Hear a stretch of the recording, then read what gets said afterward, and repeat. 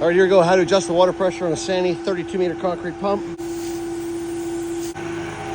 here. Okay, so just back that off and then adjust out to turn it down. So turning it counterclockwise lowers the pressure. Clockwise raises the pressure. So just check it now and see where it's at. That's pretty good there.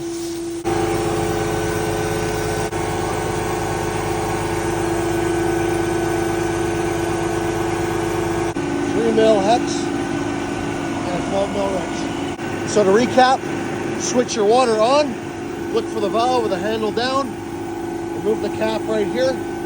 Counterclockwise lowers the pressure, clockwise raises the pressure. Easy peasy. That's how you adjust the water pressure on a 32-meter Sany concrete pump.